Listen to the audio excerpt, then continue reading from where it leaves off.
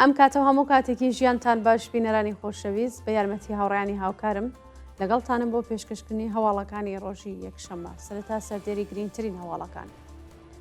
سەپاندنی زیندان بەسەر هاوڵاتیەکی خەڵکی پیرانشار، بێبەریکردنی پەخشان عەزیزی لە مافە سەرەتاییەکانی، خۆپیشاندانی کوردانی ئەوروپا بۆ پشتیوانی لە ڕۆژاوای کوردستان، هێرشی تۆریستانی سەر بە دەوڵەتی تورک بۆ سەر ئەلباب و منبێج، مانگرتنی کامیۆنداران لە کاشان، بەرزڕاگرتنی یادی محەممەد ڕەزا ئیسکەندەری لە پاکدەشت، دۆخی خراپی بەندیخانەی وەرامین و بایەخنەدانی بەرپرسانی ڕژیم، خۆپیشاندانی ئێرانیان ئازادیخوازی ئەڵمان دژ بە کۆماری ئیسلامی و ڕووخانی دیکتاتۆری بەشار ئەسەد و لاوازبوونی بەرەی مقاومە.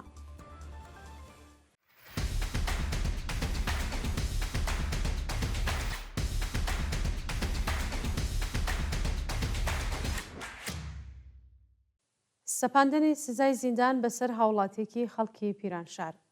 سولەیمان چوپانی شارۆمەندێکی خەڵکی پیرانشار لەلایەن لە قەی 102 دادگای انقلابی ئەو شارە بە 2 ساڵ و 7 مانگ زیندانی تازیری محکوم کرا.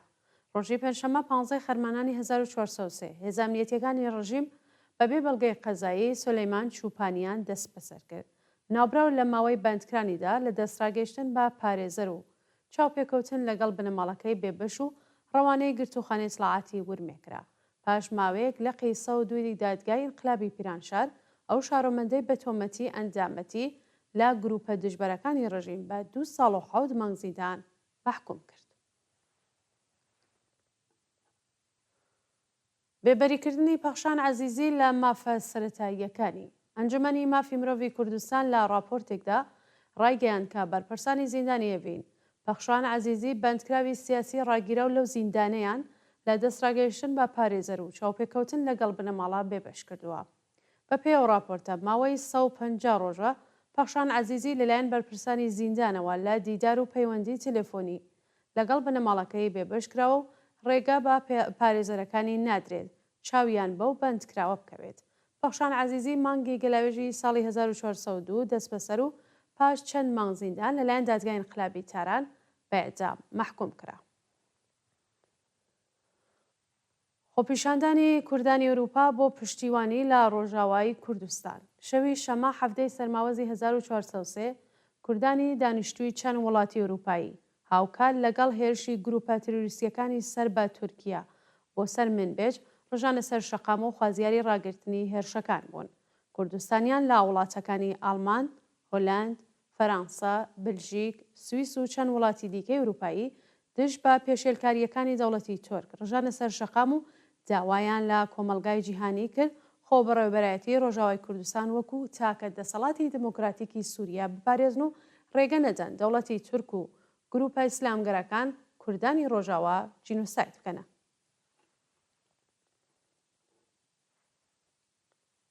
هێرشی تۆریستانی سەر بە دەوڵەتی تورک بۆ سەر ئەلباب و منبێج. ڕۆژی شەممە هەفتەی سەرماوەزی 1403 گروپە تۆریستیەکانی سەر بە دەوڵەتی تورکیا هێرشیان کردە سەر گوندەکانی دەوروبەری منبێج و ئەلباب و لەلایەن هێزەکانی سووریای دموکراتیکەوە بەرپرس درانەوە. بەوتەی پەرپرسانی خۆبەڕێوەبەرایەتی ڕۆژاوای کوردستان تۆریستان لە چەند لاوە هێرشیان کرد سەر گوندەکانی دەوروبەری منبێج و ئەلباب و هەوڵی داگیرکردنی ئاواییەکانیان داوە. بەڵام لەلایەن شۆرای نظامی ئەلباب و منبێج بەرپرس دراونەتەوە و 28 چەکداری گروپە ئیسلامگەرەکان لەلایەن هێزەکانی سووریای دموکراتیکەوە کوژراون و دەستیان بەسەر چەک و چۆڵەکانیاندا گرتووە. مانگرتنی کامیۆنداران لە کاشان. شۆفێرانی بارهەڵگر لە شاری کاشان ڕۆژی شەمە هەفتەی سەرماوەز لا ناڕزایەتی بە دۆخی خراپی پیشەیی و مەعیشەتی دەستیان لە کار کێشا و مانیان گرت. بەوتەی شۆفێرانی ناڕازی دەوڵەت لە ناکاودا نرخی گازۆیل و پارچەی یەدێکی ئۆتۆمبیلی زیاد کردووە و بەهۆی گرانی کرێبار بەشێک لە شۆفێران وازیان لە کار و چالاکیەکانیان هاوردووە. ناڕازیان هەروەها وتویانە تێچوو داهاتیان یەک ناگرێتەوە و داوا لە هاوکارەکانیانەکەن لە سەرانسەری ئێران بۆ ڕۆژی 26 سەرماوەز مان بگرن. بەرزڕاگرتنی یادی محەممەد ڕەزا ئیسکەندەری لە پاکدەشت. ڕۆژی شەمە هەفتەی سەرماوەزی 1403 بنەماڵەی محەممەد ڕەزا ئیسکەندەری گیان بەختکردووی ڕێگەی ئازادی لە پاکدەشت هاوڕێ لەگەڵ ژمارەیەک لە بنەماڵەی دادخوازەکانی ئێران و خەڵکی ئازادی خواز لەسەر مەزاری ناوبراودا کۆبوونەوە. بەپێ راپۆرتەکان دایکی ڕەزا ڕەسایی بەندکراوی لە سێدارەدەراوی خەڵکی شارستانی سەحنەی سەر بە پارێزگای کرماشان و کۆمەڵێک لە دایکانی دادخواز لەو مەراسمەیەدا بەشدار بوون و وێڕای ڕێزگرتن لە یادی هەموو گیان بەختکردوانی ڕێگەی ئازادی پەیمانیان لەگەڵ ئاواتەکانیان نوێ کردەوە. دۆخی خراپی بەندیخانەی وەرامین و بایەخنەدانی بەرپرسانی ڕژیم. بەپێ راپۆرتی کانونی مافی مرۆڤ ئێران، زیندانی قەرچەکی وەرامین یەکێک لا خراپترین بەندیخانەکانی ئێرانە و بەندکراوان لە هەموو مافە سەرەتاییەکانیان بێبەشن. بەپێی زانیاریەکان بارودۆخی بەندەکان زۆر خراپەوە ئیمکاناتی ڕەفاهی بۆ بەندکراوان دابین نەکراوە. کەیفێتی خوراکی زیندان لاوازە و زیندانیان تووشی کەم خوراکی بوون. هەروەها بەرپرسانی زیندان بەندکراوان ناچار بە بێگاری دەکەن و لە بەرامبەردا پارەیان پێناجان. بەوتەی چالاکانی مافی مرۆڤ بەندکراوانی زیندانی قەرچەک لە ئیمکاناتی بهداشت و دەرمان بێبەشکراون و ڕێگە بە بنەماڵەکانیان نادرێت چاویان بە ئازیزانیان کەوێت. سەپاندنی سزای ئەدام بەسەر محەممەد ئەمین مەهدەوی شایستە لە تاران. لە ڕۆژانی ڕابردوودا محەممەد ئەمین مەهدەوی شایستە بەندکراوی سیاسی خەڵکی تاران لەلایەن دادگای ئینقلابی و شارە بەئێدا مەحکوم کراوە. محەممەد ئەمین مەهدەوی شایستە لە پاییزی ساڵی 1402دا لەلایەن هێزانامنیەکانەوە دەست بەسەر و پاش ئەشکەنجە ناچار بە دان پێدانانی زۆرم لێ دژ بەخۆی کرا. لە ڕۆژانی ڕابردوودا دادگای ئینقلابی تاران ئەو بەندکراوە سیاسیەی بە تۆمەتەکانی تێکدانی ئەمنیەتی وڵات، هاوکاری لەگەڵ گروپە دژبەرەکانی ڕژیم و سیخوڕی بۆ ئیسرائیل بەئێدام مەحکوم کردووە. گواستنەوەی نیگار دەباغی بۆ نەخۆشخانەی دەرونی تەورێز. ڕۆژی شەمە هەفتەی سەرماوەزی 1403 نیگار دەباغی تەمەن 17 ساڵ و لە دەستبەسەرکراوانی شۆڕشی ژینا لە شاری تەورێز بە فەرمانی دادستانی بۆ نەخۆشخانەی دەرونی ڕاگوێزرا. بەپێی زانیاریەکان نیگار دەباغی لە سەردەمی شۆڕشی ژینا بە تۆمەتی هاندانی خەڵک بۆ تێکدانی ئەمنیەتی وڵات بێڕێزی بە پیرۆزیەکانی ئیسلام و تەبلیغاتیژی نظام دەست بەسەر و پاش ماوەیەک بە دانانی وەسیقە لە زیندان ئازاد کرا. لە ڕۆژانی ڕابردوودا ئەو چالاکە مەدەنیە بۆ جارێکی دیکە بانگەشت و دەست بەسەر کرا. بەڵام پاش ئازادی لە گرتە ڤیددیۆیەکدا ڕایگەیان کە ئەگەر ڕاگوێزی نەخۆشخانەی دەرونی کرا با خەڵک بزانن کە هیچ نەخۆشیەکی نییە و تەندروستە.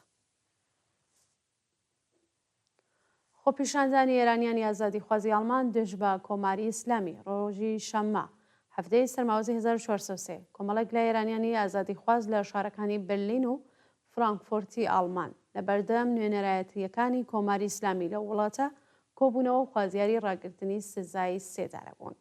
بەشداربوونی ئەو چالاکیانە بە دەستەوەگرتنی وێنەی قوربانیانی سەرکوتی ڕژیم هەروەها وتنەوەی دروشم خوازیاری هەڵوەشانەوەی سزای سێدارە و ئازادی هەموو بەندکراوانی سیاسی بوون. ناڕازیان داوایان لە کۆمەلگای جیهانی کرد گۆشارەکانیان بۆ سەر کۆمەلگای ببورن بۆ کۆماری ئیسلامی زیاد بکەن و ڕێگە لە بەڕێوەچوونی سزای سێدارەی بەندکراوانی مەحکوم بە ئێدام بگرن. چالاکوانان هەروەها ئیدامەی سەرکوتی ژنانیان لەلایەن کۆماری ئیسلامیەوە بەتوندی شەرمەزار کرد و خوازیاری یەکڕیزی و یەکگرتووی ژنانی ئێرانی بۆ بەرەنگاربوونەوە لەگەڵ یاسای حیجاب و عیفاف بوون. وا دو هەواڵمان سەبارەتە بە ڕووخانی دیکتاتۆری بەشار ئەسەد و لاوازبوونی بەرەی مەقاومە. شەوی شەمە هەفتەی سەرماوەزی 1403 گروپە نەیارەکانی بەشار ئەسەد گەیشتنە دەمشق و پاش ئازادکردنی بەندکراوان دەستگای ڕاگەیاندنی ئەو وڵاتیان داگیر کرد و بە فەرمی ڕووخانی دیکتاتۆری بەشار ئەسەدیان ڕاگەیاند. بە پێزانیاریەکان هێزەکانی حەزبوڵڵای لوبنان بەرەو سنوورەکانی لوبنان هەڵاتون، بەڵام لەلایەن فڕۆکەکانی ئیسرائیلەوە کراونەتە ئامانج. لە شارەکانی دەمێژق، تەرتوز و لازقیە هێزەکانی ئەرتش تەسلیمبوونی خۆیان ڕاگەیاندووە و بەیانی یەکشەممە شۆرای نیزامی ئەرتشی ئازادی سووریە لەگەڵ وەزیرانی دەوڵەت کۆبوونەوە و ڕێگەیاندا تا ڕادەستکردنی دەوڵەت لەسەر کارەکانیان بمێننەوە. لە سنووری قایمە و ئەبوو کەمال نزیک بە 2000 سەربازی ئەرتشی سووریە بۆ عێراق هەڵاتن و کۆماری ئیسلامی ڕایگەاندووە کە ئۆپۆزیسیۆنی سووری بەڵێنیان داوە بۆ ئەوەی شوێنە ئاینیەکان بپارێزن و ڕێگە بدەن میلیشیاکانی سەر بە ڕژیم لە سووریە دەرباز بن و بەم جۆرە سیاسەتی دەرەوەی کۆماری ئیسلامی تووشی کێشەی سەختی دیکە بووە. بەڵێ بینەرانی خۆشەویست هەواڵەکانی ڕۆژی یەکشەممەتان پێشکەشکرا هەرشاد بشین.